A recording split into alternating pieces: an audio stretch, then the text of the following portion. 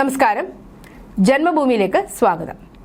Political സയൻസിൽ ബിരുദാനന്തര ബിരുദധാരിയായ SFI ജില്ലാ തൃശൂർ കമ്മിറ്റി വൈസ് പ്രസിഡന്റ് മാർക്സിൽ നിന്ന് മഹർഷിയിലേക്ക് പരിണമിക്കുന്നത് കണ്ടത് 2010 ഹരിദ്വാർ കുംഭമേളയിൽ നിന്ന് മന്ത്രദീക്ഷ സ്വീകരിച്ചപ്പോഴാണ്.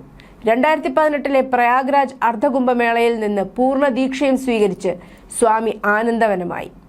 ഇപ്പോൾ കേരളത്തിലെ മഹാമഹ മഹോത്സവത്തിലൂടെ ദക്ഷിണ ഭാരതത്തിലെ ഭരണാധികാരികൾ ധർമ്മത്തിന്റെ ഉയർത്തെഴുന്നേൽപ്പിനെ ഭയക്കുന്നു എന്ന് പറഞ്ഞിരിക്കുകയാണ് മഹാമണ്ഡലേശ്വർ ആനന്ദവനം ഭാരതി മഹാരാജ്.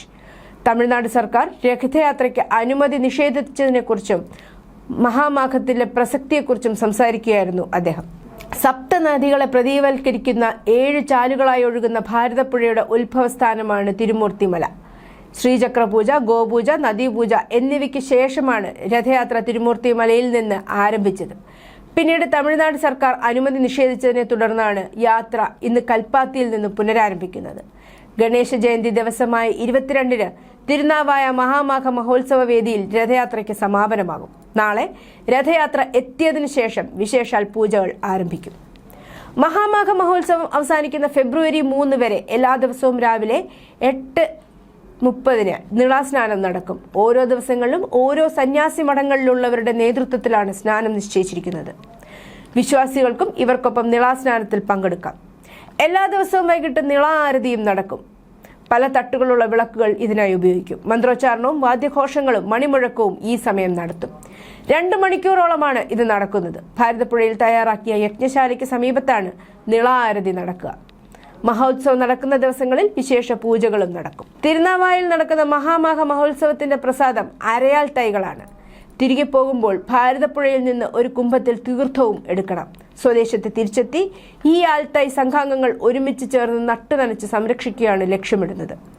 പ്രസാദമായി നൽകാനുള്ള അരയാൽ തൈകൾ ഒരുക്കി നൽകുന്നത് മരസേനയാണ്. തൃശൂർ കേന്ദ്രമായി 2017 രൂപം കൊണ്ട കലാസ്നേഹികൾ സിനിമാ നിർമ്മാണ കൂട്ടായ്മ പ്രകൃതിയുടെ സംരക്ഷണത്തിനായി രൂപം കൊടുത്ത സന്നദ്ധ സംഘമാണ് മരസേന. അതിനിടെ മഹാമാഘ മഹോത്സവത്തിന് പുഴയ്ക്ക് കുറുകെ സംഘാടകർ നിർമ്മിച്ച താൽക്കാലിക പാലത്തിൽ സുരക്ഷാ പരിശോധന നടത്താൻ ഹൈക്കോടതി സിംഗിൾ ബെഞ്ചിന്റെ നിർദ്ദേശം.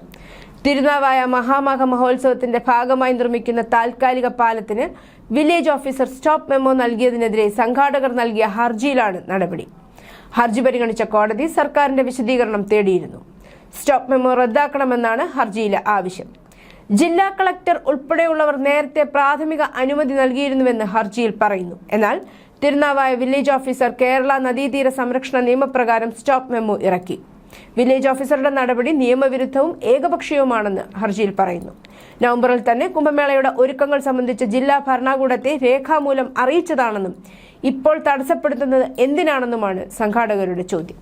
തിരുനാവായിൽ നടത്തുന്ന മഹാമഘ മഹോത്സവത്തിലേക്ക് KSRTC ബജറ്റ് ടൂറിസം സെല്ലിലെ നേതൃത്വത്തിൽ തീർത്ഥയാത്ര നടത്തും. നിലമ്പൂർ ഡിപ്പോയിൽ നിന്ന് ഫെബ്രുവരി 1, 3 തീയതികളിൽ പുലർച്ചെ 4-ന് പുറപ്പെടും. കാടാമ്പുഴ, ചന്ദനക്കാവ്, വൈരംകോട്, തുഞ്ചൻപറമ്പ് എന്നിവിടങ്ങളിലെ ക്ഷേത്രങ്ങൾ സന്ദർശിച്ച് തിരുനാവായിൽ നിളാ നദിയിൽ സ്നാനം നടത്തി ആരതിയിലും പങ്കെടുത്തു മടങ്ങാം. നിരക്ക് 460 രൂപ. ബന്ധപ്പെടേണ്ട ഫോൺ നമ്പർ 9447436967. KSRTCയെ മാറ്റി നിർത്തിയാൽ കുംഭമേളയിൽ കേരളം നഷ്ടപ്പെടുത്തിയ സാമ്പത്തിക അടിസ്ഥാന സൗകര്യ വികസനം വളരെ വലുതാണ്. കേരള മഹാമാഘ കുംഭമേള വെറുമൊരു ഉത്സവമല്ല, അതൊരു ആത്മീയ നവോത്ഥാനമാണ്.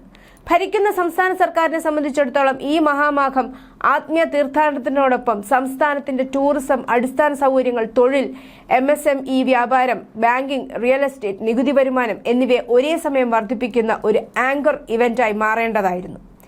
എന്നാൽ ദീർഘവീക്ഷണമില്ലാത്ത ഒരു സർക്കാർ ഈ അവസരം നഷ്ടപ്പെടുത്തി. ഉത്തർപ്രദേശ് സർക്കാർ കുംഭമേളയെ എങ്ങനെ ഉപയോഗിച്ചു എന്ന കൺമുന്നിലുള്ള മാതൃകകളെ അവഗണിച്ചുകൊണ്ട് വൈകിയ അനുമതികൾ, സ്റ്റോപ്പ് മെമ്മോകൾ, ഭരണപരവും നിയമപരവുമായ തടസ്സങ്ങൾ, CPIM നേതൃത്വത്തിലുള്ള സർക്കാരിന്റെ ഹിന്ദു വിരുദ്ധ നിലപാട്, കോൺഗ്രസിന്റെ നിശബ്ദ നിസ്സഹകരണം എന്നിവയുടെ സംയോജനം കേരളത്തിന് ഈ ചരിത്ര അവസരം നഷ്ടപ്പെടുത്തി എന്ന് തന്നെ പറയേണ്ടി വരും. News desk.